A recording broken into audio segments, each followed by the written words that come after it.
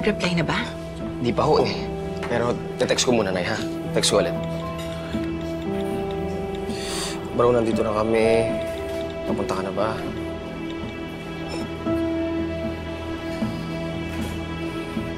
Antay ko lang pa yung reply.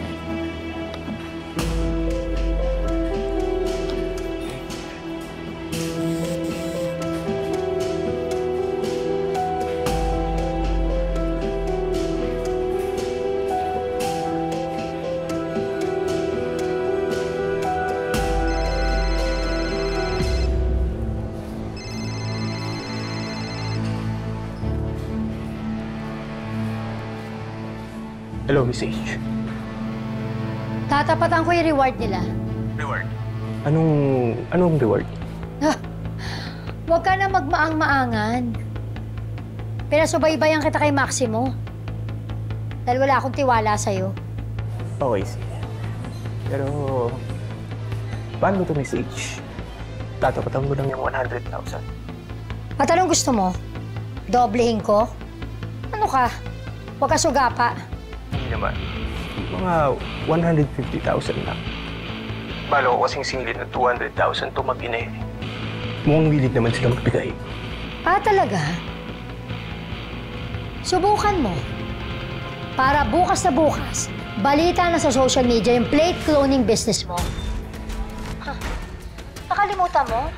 Loyal sa akin si Maximo. Nahihiya nga eh na nirekomenda ka kasi mukhang tatalidurin mo pa ako. O ano? Hihirit ka pa? Hindi na. Padala nyo na lang 100,000 sa account ko.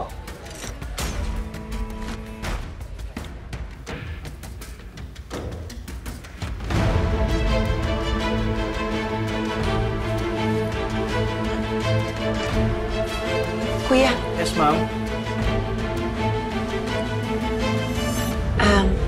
pwedeng isa pang kape.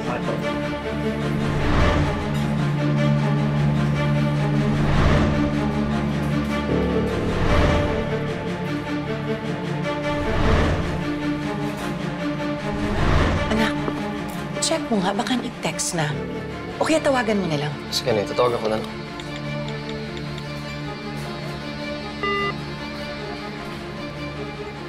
Ganun. Bakit?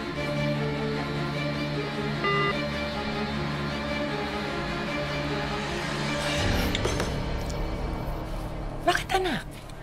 Nay, binlock ako eh. Para tayo niloloko ng tao eh. Anak, mukhang legit naman siya. Eh, alam niya yung tungkol sa tatay mo na para legit yung tatay mo. Akin na nga yung number. Ako nang tatawag. Ito po.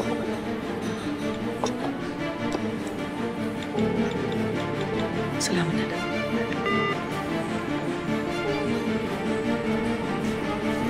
Hindi ko rin makontak. Sabi sa inyo eh.